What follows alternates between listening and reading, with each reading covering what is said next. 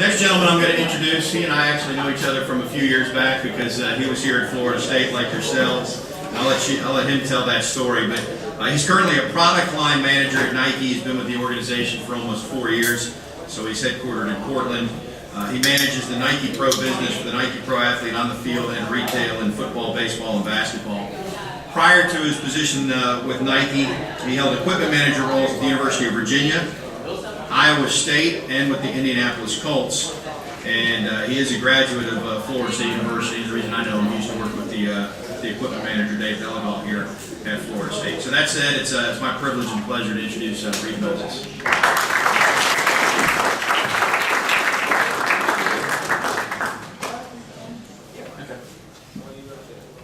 Can y'all hear me okay?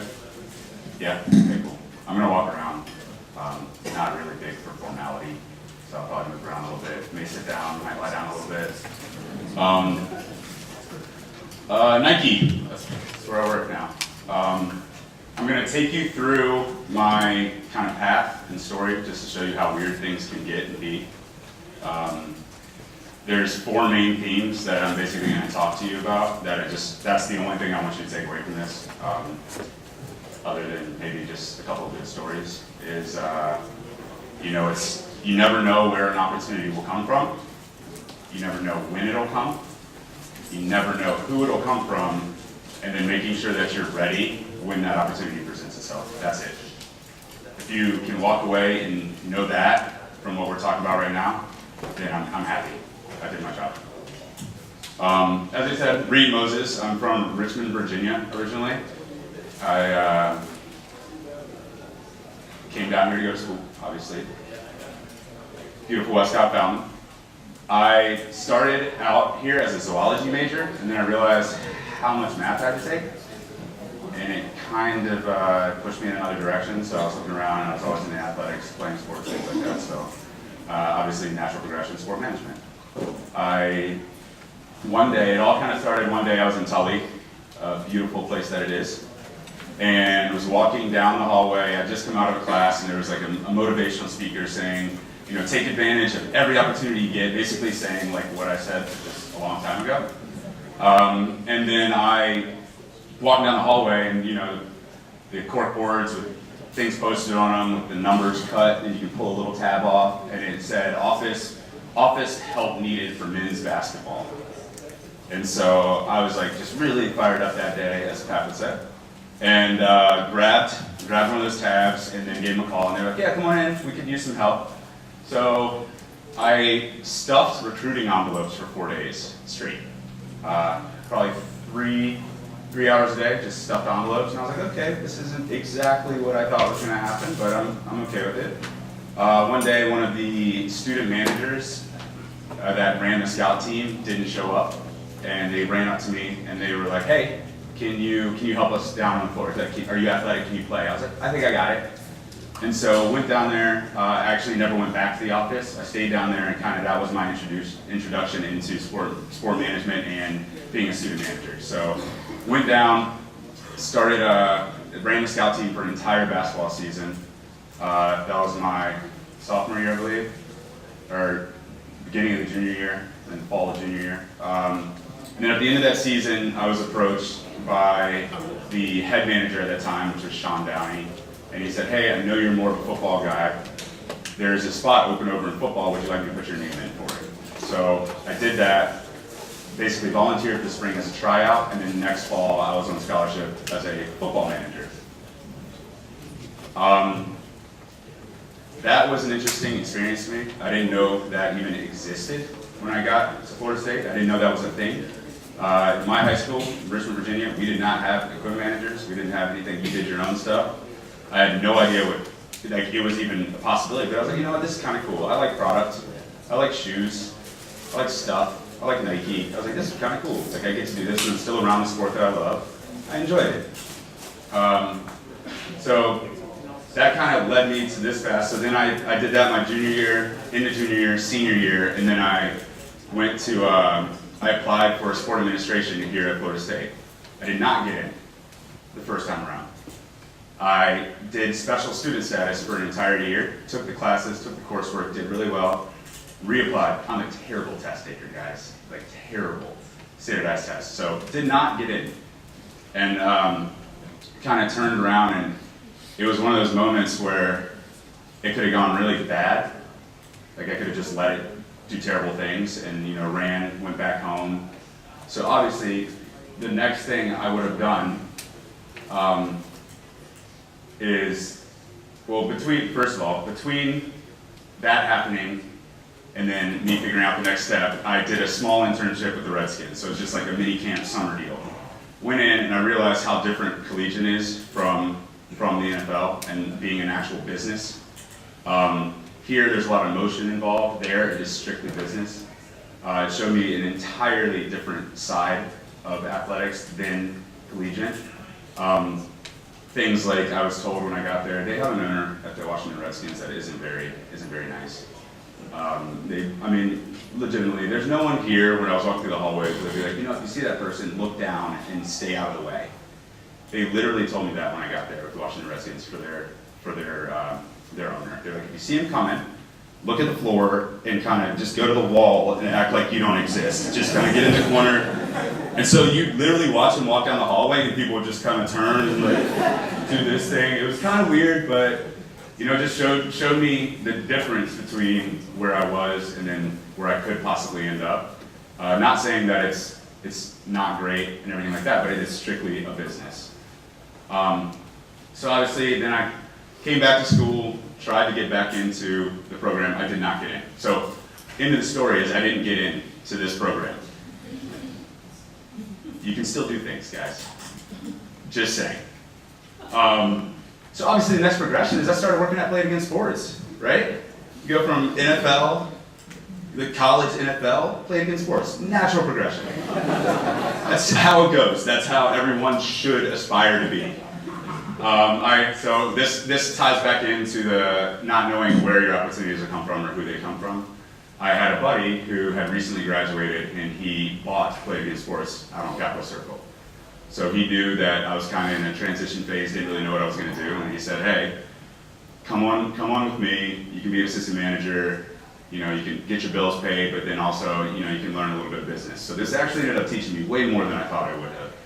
I learned how buyers buy, meaning as a retail store, like what things you bring in, why you bring them in, margins. I learned all those things from Played Again Sports. So you never know where it's going to come from. And then obviously at the same time, wanted to have a little fun, so I had another friend who owned On the Rocks Bartending here in Tallahassee. And so it's a bartending service for hire. So basically weddings, when you hire bartenders, or big events, you have to hire bartenders. This is one of those companies. So that taught me networking. All you do is talk to people during that job, and service. So it's like, yeah, although it's like, yeah, it's kind of funny, Played Again Sports on the rocks after being with the Washington Redskins. It kind of threw me, obviously I could have gotten really down about it, but you just try to make the situation the best that you can at the moment. And that's what I learned from these two things. So yeah, service, networking, and then use sporting goods. Pretty great. So obviously the next thing after that, I went and taught for 1.5 years. They let me teach people. Little people, middle school. I actually, both my parents were teachers, so I went home for a little bit. I decided it was time to leave Tallahassee. I went back to Richmond, Virginia for a little bit, and I actually taught at these 4 schools over the span of 1.5 years. I was an in-class, basically, student teacher or class assistant. Middle school math, elementary school. That's my elementary school, but I taught there. I was the substitute PE teacher for a couple weeks. It's pretty awesome. The reason I tell you this, it seems like it doesn't have anything to do with this, but again, I learned something from it. And what I learned is that even though I thought it was inconsequential and absolutely did not matter in my path of where I thought I wanted to be, when I actually went to interview for my current job, this is what they hung on to. Because this is what made me different than every single other person that they interviewed. I had taught, which is completely outside of the realm of people who go straight into product or production or apparel or merchandising. Nobody had dealt with the dynamics that you need to be able to deal when you teach. So it helped. Next, I decided that that was not for me. Those kids are really mean, and they say mean, hurtful things. And so I decided that I wanted to get back into sport. I missed it, and overall, it was the eventual goal that I wanted to be in. So I have, tying back to the you never know where your opportunities come from or who they'll come from, my roommate here at FSU, his father was the head trainer for the Indianapolis Colts for 30 years.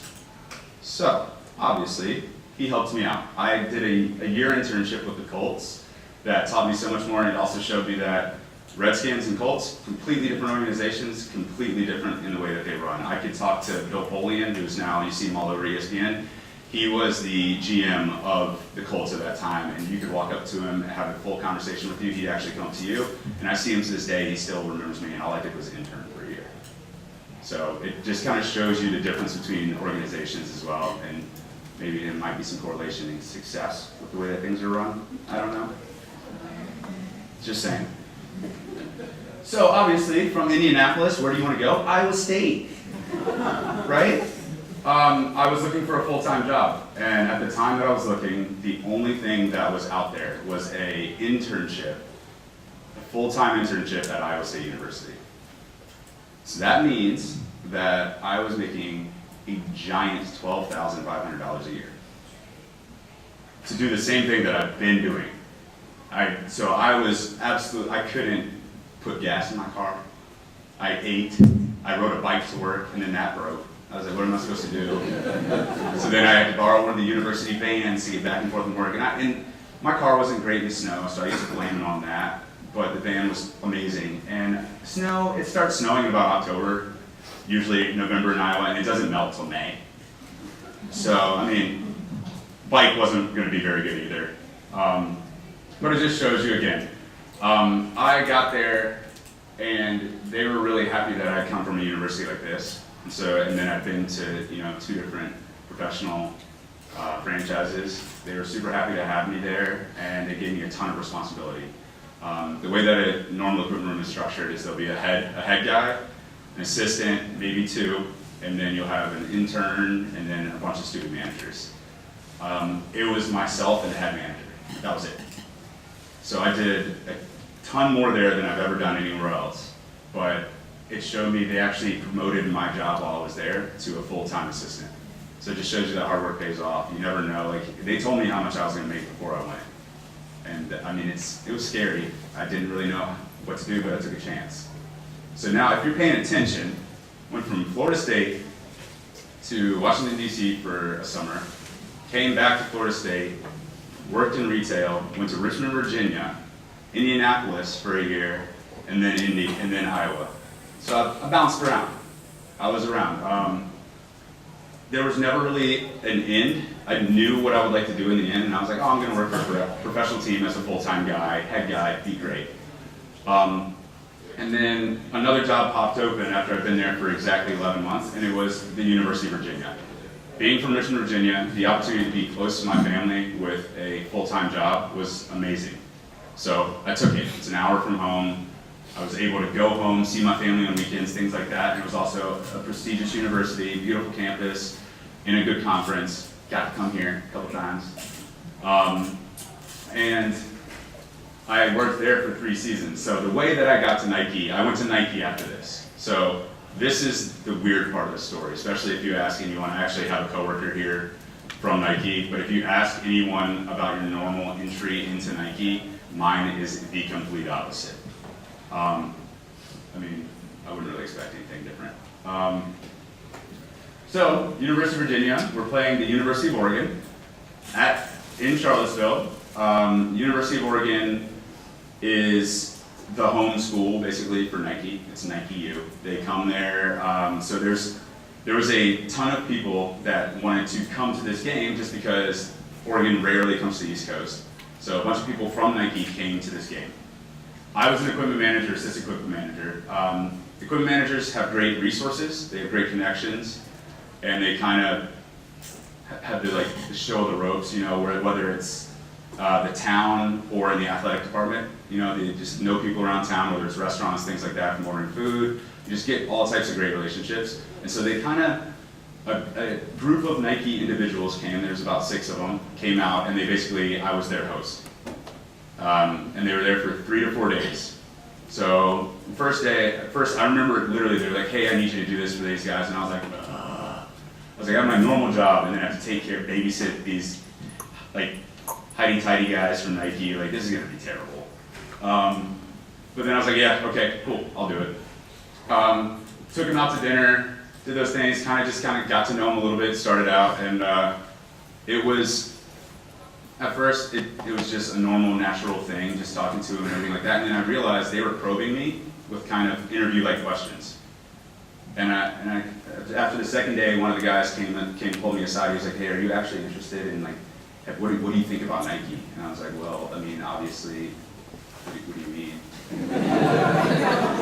I mean, like, you talking about like the swoosh, like Jordan? What are you talking about?" And they were like working there, and I was like, "Me?" And they were like, I was like, yeah, I mean, I like shoes. Like, that's literally was my response to him. I was like, I like shoes. Like, so be prepared if somebody asks you a question like that. That's not how you want to answer. But then I realized after like day 4, they were like, hey, when's your bye week? I was like, oh, it's in a couple weeks. They were like, come out to Oregon, and obviously I still wasn't making much, so that was a big chance I took. I bought a plane ticket a couple weeks out to go to Oregon and meet up with people and just have informational interviews. They're like, come on out, see how it goes, see if you like it, meet the people. And I was like, all right, I'll do it. So I get a call about 5 days before I'm supposed to leave, and it's from one of those guys. And he goes, hey, it's 11:30 p.m. And I was like, he's like, hey, what's up? And I was like, nothing. Did you mean to call me? And he goes, oh, yeah, absolutely. He was like, what time is it? Where are you? I was like, I'm in Virginia, where I live. It's 11:30 at night. He's like, oh, I'm sorry, I'm in Vietnam. I had no idea what day it was. And I was like, all right. And he goes, just a quick question though. So you're coming out next week, right? Yeah. Well, the guy that used to work with me, you remember Marlon? I was like, yeah. He's like, well, he got a new job, so there's a job open. Do you want to interview for it when you come here? And I was like, oh, let me think. Yeah, I'll do it. So I honestly had 3 days to prepare, and I had no idea what that meant. Like, what was I preparing for? I tried to talk to people that I knew, whether it was from past relationships with sports marketing reps or things like that. I was like, what am I getting myself into? I befriended one of the guys that came to visit, and I kind of asked him a bunch of questions. He was like, just basically, they've already decided if they're going to bring you into this, they've already decided that they like you, who you are, and what your portfolio is. It's more of seeing if you'll fit in that particular team. And so I kind of had to keep that in the back of my mind. It's like a little confidence booster that you got to give yourself. Like, they're talking to me for a reason. I just got to make sure I don't mess it up by saying something crazy during an interview, or you know what I mean? Or I've actually heard that people get eliminated from the interview process for doing things like chewing gum. Simple as that. Or talking too much. Not talking enough. One word answers. They'll ask you something, just yes, no. So it's a fine line, but at the same time, he's like, just be yourself. There's a reason why they're asking you to go. So that's how it went from University of Virginia to Nike. I got the job, in case you didn't know what happened at the end. I interviewed, I showed up like this, and my buddy just goes, go back upstairs and change. And I was like, all right, so that was already the first thing that was completely different than what anybody ever tells you in class or when you're talking about interviewing, like life skills, things like that. They're like, oh, you need to dress to impress. So I showed up like this. I was like, all right, cool, I'm ready, feel confident. And then he goes, go change. And I was like, what? And he was like, go put on like a button down and some jeans. You look ridiculous. And then I realized what it was. And it was once I walked on campus, I would have been the only person with anything like this on. Now that I work there and you see people walking by, you're like, that person doesn't belong here. That person doesn't belong here. Like, that guy's visiting. And so that's how I got to Nike. So that's my path. It's a strange one. It's weird, and it kind of, you come out of college and you think, you know, 2 years here, 2 years here, 2 years here. It's like an incremental climb, right? So where do you want to be? That's not always how it works, and it's almost never how it works. You just kind of figure your way out as you go through it, and try to learn something from every experience, because it does teach you something. As terrible as it may be, as awful as it may be, it all teaches you something. So your job is to take what, like play it in sports, and on the rocks bartending. Like, you just think, you're like, oh, that's just like a throwaway little job, but you took a skill from it, and they all kind of contribute to who you are as a person, and that is what makes you presentable to a company like Nike. So now I'm going to go through a little bit about Nike, and then I'm going to go into what I do on a daily basis there, and then we'll do questions. I'm not sure if you guys want to ask questions, but I will answer any questions that you have to the best of my ability, or I will deflect them horribly.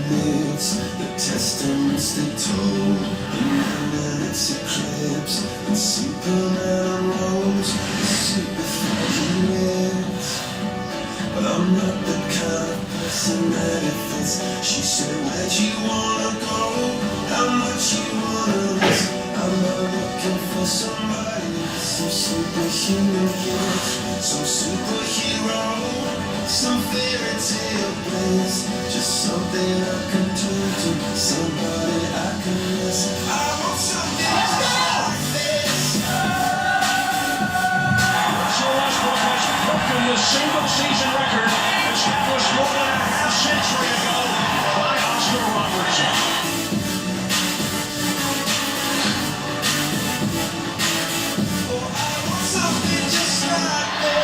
It is win or go home. It's going to fall for North Carolina. What is Mamba mentality? Where'd you want to go? Where'd you I'm looking for somebody. Some superhero. Welcome to Augusta, Georgia. Just something I can turn to. Somebody I can kiss. I want something just like this.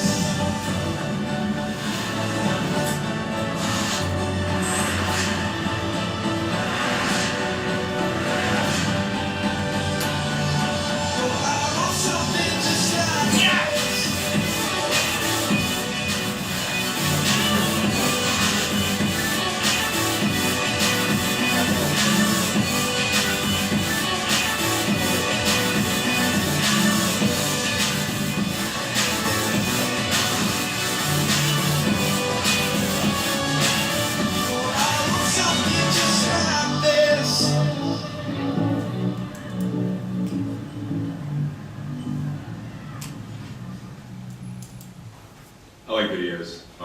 You'll see a few more, don't worry. This kind of reminds me of how widespread the company is. You saw all the different ways that we would interact with the consumer or with an athlete, whether it's social media, whether it's the live streaming, whether like anything that you can think of. There's so many different elements in that video. That video had so many different little tidbits, and it's kind of overwhelming. A lot of information coming at you at one time, but it's designed to be that way for a reason. Nike started with a handshake. Does anybody know the founder of Nike? Phil Knight. Phil Knight, all right. So there was 3 original people that they talk about with Nike. So Phil Knight's one. Who's got number 2? Anybody? Bill Bowerman is number 2. So that was the track coach at the University of Oregon. And then there's a third person that nobody really talks about. Does anybody know it? No? So Steve Prefontaine. Has anybody heard of Steve Prefontaine? So there was the coach, the innovator, and the athlete. That's how the company started. And it started with a handshake between Bowerman, and Phil Knight and $500. That was the agreement. Which is pretty crazy to think about to where it is now, with somewhere approaching 33 billion. He's in finance at Nike, so he knows it. That's why I brought him, literally for that one moment. Good job. So it started with a handshake, and it was very irreverent, I guess. These are the three guys. Phil Knight in his awesome haircut. Still has the same haircut. Bill Bowerman, who has passed away, and also Steve Prefontaine, who has a crazy life story.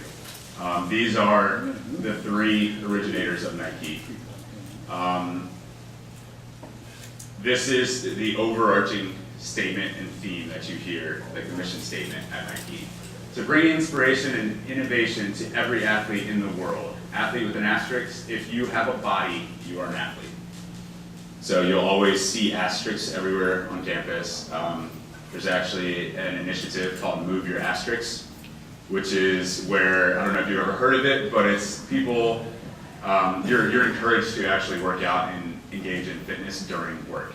So you are actually, like, you have control of it. You can tell your boss, your manager, anybody, say, you have an hour a day basically to yourself to do whatever you want. Whether that's, we have Orange Theory on campus, we have 3 fully operating gyms, we have 2, I guess, were they international soccer size fields that are grass, we have a full football field that's turf, we have, I mean, it's Nike. If you think about sports, it has everything that you would need to go along with that. It is, and we call it campus because it is. When I got there, there's 18 buildings. It is now growing, like almost doubling in size. There's 8 to 10,000 people working on that campus on a daily basis. So I mean, it is legitimately a college. So when people ask me, they're like, "Do you know so and so?" I'm like, probably not. But it's a great place to work. The overall culture. Somebody asked me the other day what the culture is, and then I asked, like, what do you think about? What's the first word you think about when you think about like Nike culture? Yeah, you. Team. What about you? Cutting edge. Anybody else out there? Go for it. Performance. Anybody else? Tom. Fun. That's a good one. And so what my response was, whatever everyone else thinks the culture is, dictates what the culture is. You kind of work towards keeping that reputation. So all those things that you just said are incredibly positive, right? So why wouldn't you want to keep that as your rep, you know, like your rep? So 100%, that is what it is. Whatever you think it is what we do. So we innovate, we push the boundaries, we have fun, we're irreverent, we have a great team.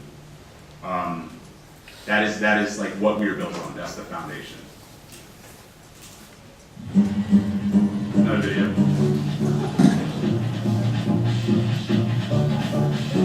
Athletes aren't reasonable. Is it reasonable to demand more speed from the same legs? More power from the same muscles? More air against the same gravity? I mean, does this look reasonable? No. But that's what it takes to achieve more. Because every ounce of energy, every milligram of material, every fraction of a second matters. As you demand more performance from the same body, we demand more performance with less waste. Transforming limited resources into limitless potential.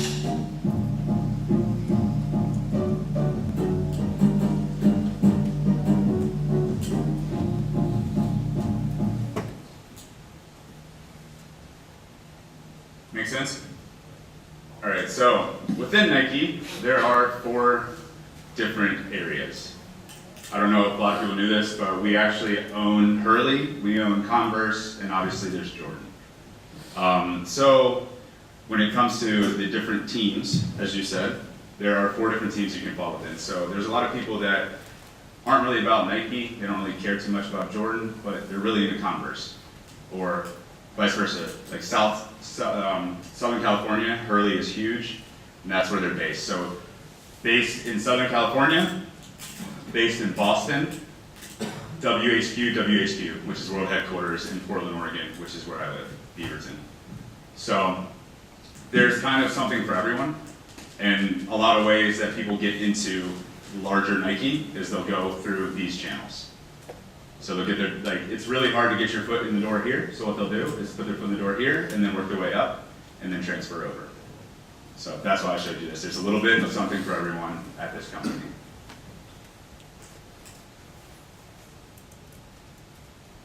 Every day we ask ourselves, is this the best we can do? We're innovating what we make, transforming how we make it, and how we connect to the world. We're unleashing the power of human potential, all to advance the game.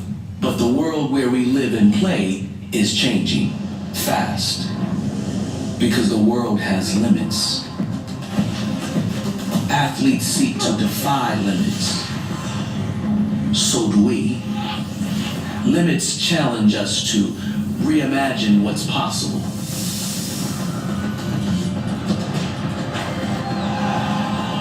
We knit a shoe with precision, creating less waste. Dye fabric without water. Spin plastic bottles into thread. Maximizing performance while minimizing impact. Pushing ourselves to beat our best. We can't predict the future, but we can imagine it, invent it, design it. Because we know sustainability is the innovation challenge of our lifetime.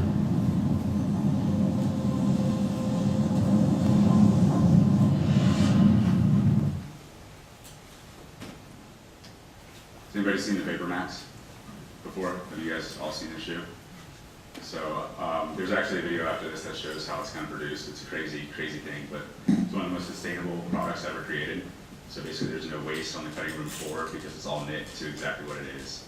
All the airbags are made out of recycled plastic bottles. So that's like a big thing, obviously, moving forward in the world today, is not just making the coolest stuff, but making it in a very healthy and safe way and at a decently fair price. And so, yeah, that part's kind of tricky. I'm not gonna sit here and lie to you, but yeah, so that's what, this word is what pops up over and over and over when you work at Nike. But there's a difference between innovating and then false innovating. So false innovating is something where you're just making something look new or changing something. And then there's actual innovation, which changes the way that things are made and the way that things are done. And so that's what they think we've done with the Vapor Max. So I don't work on this product, but I just thought it was a good example of how we push the limits at Nike.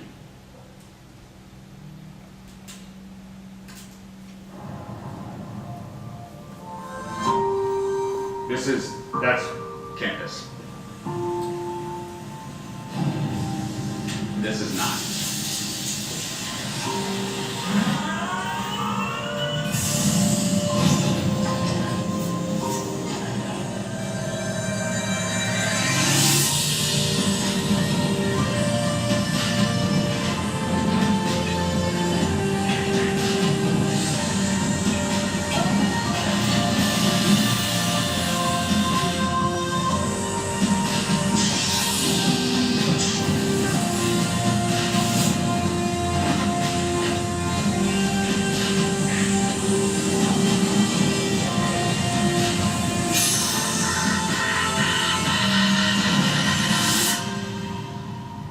This is all the things that are associated with just one product. So we think about, we make tens of thousands of products every season. So just think about all the thought and work that goes into each one of these things. This is campus. So this is what I was talking about. This part, all the black buildings you see, are all the new buildings that are currently being constructed. And then there's the turf field, 2 football fields, that's a gym, And then so everything inside this entire area is all Nike. That is about what is the loop, like 3 miles, I believe, so it's like a 5K to run around the campus. So that just kind of gives you a scale of the size. That's just kind of a nice aerial, so it shows you what it's gone into. So it originally started, it was this. That was the original buildings, and then it grew into this. Where do you work? I work right there. That's Jerry Rice. All the buildings are named for athletes, great athletes. So there's Michael Jordan, Jerry Rice, Dan Fouts. Dan Fouts is kind of just in there. Because he went to Oregon, it's kind of a home, kind of weird thing. But that window right there, that's my window. It's not an office. It's not a corner office or anything, it's just a window. But yes, that's it. There's parking garages. I mean, it legitimately operates like a college campus. So things that go on at WHQ. So like from the gym activity, we have a full intramurals league that are pretty competitive. There's a lot of like former professional and Division I athletes at Nike, and so it gets pretty real. It's actually some of the best. It's incredible watching some of the basketball games. I mean, it's like 102 to 98, and people are dunking on each other. Like it's great. It's a bunch of former athletes reliving the glory days. Lots of injuries too. Tons of ACL tears. Constantly. So that's why we've gotten really good at like making products that help with recovery, things like that. It's because people experience that themselves at Nike. So my job, I'm going to go into my job. I'm product line manager for Nike Pro. Nike Pro is base layer, so it's next to skin. It is compression fitted garments, all moisture wicking, and it's basically what we call the first layer of sport. So what do you do when you're getting ready for a sport? What's the first thing you put on? It's usually some type of base layer or only layer. That's what I do. I handle them for football, baseball, and basketball. So that means NBA, you see LeBron, the tights he wears, I make those for him. We have different types. So there's, we have custom guys, we have all of our big names, Russell Westbrook, LeBron, Kyrie, all those guys. They all are what we call our pinnacle athletes. We make them custom products. So all their tights fit exactly their body. We scan everyone's body. We have a full body scanner, so we have little avatars of LeBron and KD and everything that'll sit there and spin around and fully measured so that we don't have to guess or actually measure them. We just put it into a computer system. The computer system takes their measurements, translate them to a spec, which then the factory makes their tights. Now making them wear them is something completely different. That's where my job comes in. I have a little bit of I'm in what's called product creation. And in that, I'm in product management. There's a triad that makes product at Nike, and it's design, technical development, and product management. I am the leader of that triad. So do I design? Do I sit down and design those things out, actually draw the lines myself? No. But I do talk to them and tell them, hey, this won't be functional because of this. So that's where my feedback from interaction with athletes, equipment managers, coaches, you name it, that's where all of that insight comes in handy, because the designers, we don't want all of our designers out there talking to athletes. The interaction's really awkward.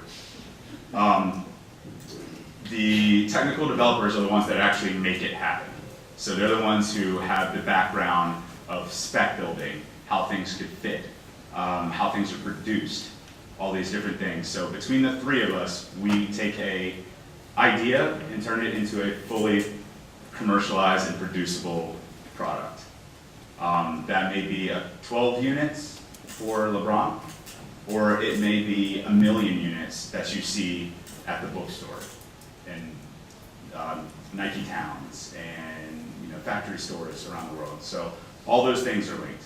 Anything that you see out there in men's training that says Nike Pro on it anywhere, I have touched at some point. I have made that style. Kind of cool. Because I see it in all different places, all walks of life. There isn't a day where I walk around in the world and I don't see something that I made. That's kind of cool. And all those skills that I learned from the equipment room, which is being close to the consumer, knowing the consumer inside and out, knowing what they need, those are the skills that got me that job. So when I went into the interview and talked about all these things, there was knowing the consumer, being close to the consumer, working with the team, which you have to do in those settings.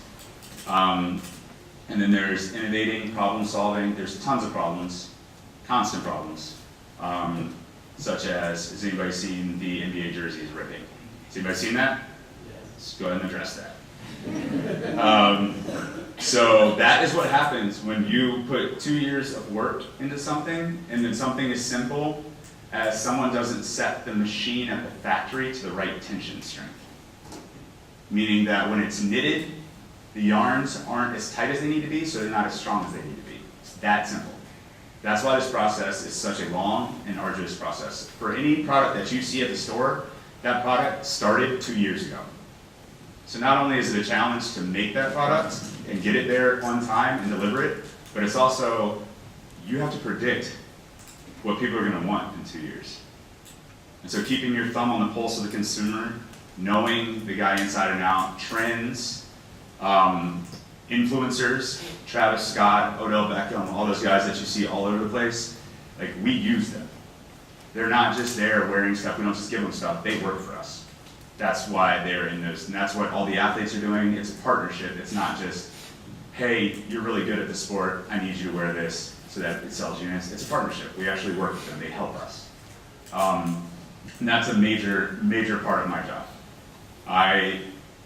Football, baseball, and basketball, all those pinnacle athletes, Florida State Universities, Miami Dolphins, all the way down to your neighborhood kid. I produce all of those sports from a 6-year-old up to, Adrian Peterson. That's the breadth. So it's kind of hard to make sure that you make a product that is good for all of those different things. So that's where all of the expertise of the team members you have working together, all the experiences, it all comes together. So it's a lot. It's not just as easy as a lot of people think, and as simple as a lot of people think. But yeah, the NBA jersey is a good example of that. When one little piece falls out, that's what happens. So what happens after that? How do you fix that? You go back to the factories, you find out the problem, you fix it, and then you stop everything else that you're doing and put all of your effort into fixing that and then delivering those units. So those teams that had their jerseys, after figuring out the problem, they're already in production and on their way to the teams again. So that first problem happened opening night, which was 2 weeks ago. So in 2 weeks, we were able to find the problem, fix the problem, and then start shipping again. So it's a lot. Are there any particular questions on that? You can ask at the end, I guess. Okay. We want to share a vision with you, one that tells a more complete story than just a job opportunity. Oregon has a beautifully diverse landscape that includes the Cascade Mountains, dense evergreen forest, high desert, and a majestic coastline. From the slopes of Mount Hood and camping along the Pacific to world-class wine country or hiking in the Columbia Gorge, Oregon has it all. We want to share Portland with you as well. Known as the City of Roses, Portland is sophisticated with character and a unique personality. Set against a beautiful natural backdrop with escapes that are just moments away. Big city amenities with small town appeal, a progressive public transportation system, outstanding urban planning, with world-class food on every corner. We are also known for a good microbrew or two. And just 7 miles outside of downtown Portland is Nike's World Campus. Headquarters is located on 250 sport-inspired acres. Embracing the vision of a better world, we are a place inspired by athletic heroes of our past. A place where passion and teamwork thrive. where the possibility of human potential and opportunity intersect. Innovation and creativity is in our DNA. It is our culture. True to our legacy, an active lifestyle is encouraged. Our campus is home to almost 8,000 employees and growing fast, with 20-plus buildings and approved plans for expansion. The future has never been more promising. Nike has a rich history that dates back to 1964 with a handshake and a promise between legendary Oregon track coach Bill Bowerman and visionary Phil Knight.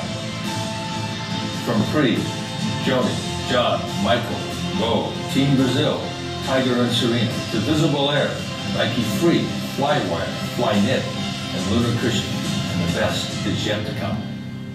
But our future is not possible without world-class talent. Behind all great companies, all great innovation, all great products are great people. We're always looking for world-class talent. Our mission is to bring inspiration and innovation to every athlete in the world. If you have a body, you're an athlete. At Nike, we truly believe we can change the world by working with athletes through the power of sport. So we look forward to discussing opportunities when the time is right.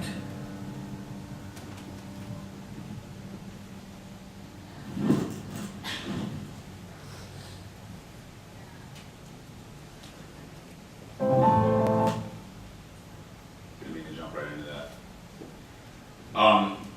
So I'm not sure time-wise, where are we? So I'm going to show you this last little video, and then I will accept any questions that I hopefully can answer for you. And if not, if we can always catch me outside of here. I'm going to hang out for a while. So if you have any questions, thank you. And my name is Reed Moses again. Contact information, I believe, I have LinkedIn, so you'll get me there. We're also going to figure out some other things and a way to push out my information to everybody, or that you can access it, and feel free to reach out.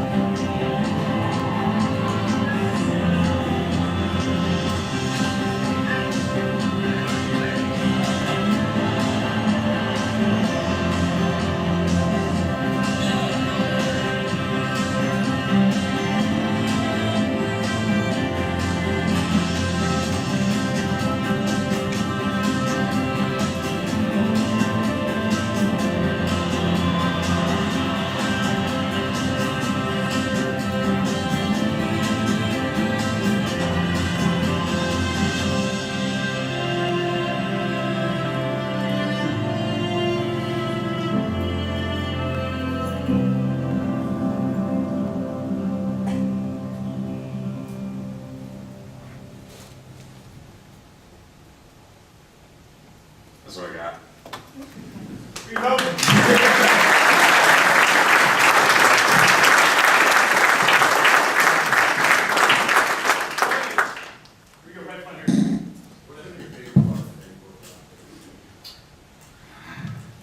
I make a padded jockstrap. Definitely a crowd favorite. A lot of guys that play football, they just want to be as light as possible. And it's kind of funny, but at the same time, it's actually very, very valuable. They want to be as light as possible, so they don't want to wear 2 layers. So what they'll do is, literally it's a waistband, a pouch, and then 3 pads. So they'll just slide their pants on top of it and wear that. So it's kind of the funniest one. I show my product line, and it's on mannequins. You'll see mannequins with like a shirt, nice pair of tights, nice short, and then there's this one mannequin that's always just incredibly vulnerable. So probably say mean, other than working directly with athletes and making custom product, that's probably the mass scale one that's the funniest and kind of it's quirky. It's my little personal favorite. I have a question, right? Gotcha. I can probably. So I'm on the cheerleading team here, Yeah. and since we're like sponsored by Nike, we're required to wear like all Nike stuff. But I know there's like very minimal product out there for cheerleading. Do you know like if Nike plays like a further there, or like their thoughts on creating cheerleading products are? So everything, I'll just answer this to the best of my ability. So working in men's training, I don't touch a lot of these products, but there's a general theory that it goes with, and what they look at is scalability and revenue. So the more that something makes, the more of it they make. And so I'm guessing, this is completely out there, but it's just saying that on the scale of going from, you know, things like a compression shirt for a male that wants to work out in it to like a very niche specific cheerleading apparel garment is probably in the scale is probably towards the lower end, and so they just don't make as much of it. That's probably the best answer I could give you to that one. Is that good enough for you? Okay, cool. Other questions? Right back here. All right. Here, Mike. I can just walk back there and sit next to you. I'm not sure if you helped out with Breaking 2 over the summer, but I watched that and I thought that was really cool, and I wanted to know, like, how do you decide if like new strategies like that are worth putting out and like worth the effort? Because I know they've made like the shoes, all the clothes like very specific for that effort, and I wanted to know, like, I know Nike's running, but like why efforts like that are so like, or how do you decide which ones are like, the most valuable to put out? Okay. So Breaking 2, for as anybody know what that is. So there's a moment where you saw Kevin Hart stand on the side of the track and he was screaming. It was trying to do a marathon in under 2 hours. So if anybody knows that like the actual like record for a marathon is somewhere around 2:15 or 2:12. 2:03. Sorry, I was completely off on that. But basically trying to break it's been thought to be completely impossible for a human to do. They're like, there's never a time where somebody's gonna run an under 2 hour marathon.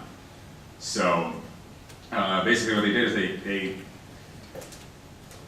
engineered a track so it was in Italy. They found a track with the perfect humidity, perfect altitude, perfect wind, perfectly flat. They built a car it was like a Tesla that had these big windscreens on it to basically so he's dragging basically behind the car. Like, I don't know, NASCAR, but basically how they drag, so the resistance is gone. They made an entire new line of shoes and running apparel for it that are lighter than have ever been before. Also built for that type of thing. They had pacers that would come in and basically sprint. I don't know if you knew this, but to run an under 2 hour marathon, you are running I think you're running around a 6-minute mile for 26. 5:24? Is that what it was? Yep, 5:24. Yeah. Faster? Exactly. I work on football, guys. I'm sorry. But it's just like for 26.2 miles. So just thinking about that is just like from a human standpoint and like it's unbelievable. And so they bring guys in that would run like a 5K at a time with them. They'd sprint and then they'd go and pass out, and he'd just keep going. So they started with 3 guys. They chose 3 guys that they thought would be the best possible candidates to do this. 2 of them, one almost like immediately fell out. He like pulled something and he was done. Second guy lasted, and he actually finished, but he just fell off the pace. The car had a laser line that was the pace. So they set the car to a certain thing. So if he stayed in front of that line, he's going to break it. If he's behind the line, he's not going to make it. And so he followed that line for the entire 2 hours, and I think it was like 2 hours and just under 2 hours and 28 seconds. Yeah, so it's like that close. So it's just, we do things, all that said, is we do things like that to push human potential. What you thought was impossible, you can now see. And so if you let a human being see that it might be possible, it's in our nature to be able to get there. The timing for that, they're working, there's an entire group called NXT which is basically our internal innovation. Like the whole company is based on innovation, but we have our own innovation specialists within the company. That group came up with that idea, and they always have ideas like that, or they're just basically pushing the limits of human performance. And so that's how they decide on that. It's been a while since we come out with a major running revolution, and so the brand got behind that. So all of the brand power, marketing, advertising, everything like that was behind it. And I think the coolest part about the entire thing is that he failed. He didn't do it. A lot of people were like, "Oh, it's staged. Like he'll figure out how to do it." But no, he failed. He didn't do it, which just shows you how real it is. And I think that's probably the coolest part. So will there be a Breaking 2 part 2? Probably at some point, because I think that they're like 24 seconds is a long time, but it's within grasp. I feel like so. Is that good enough for you? Elliot he was actually on campus on Wednesday.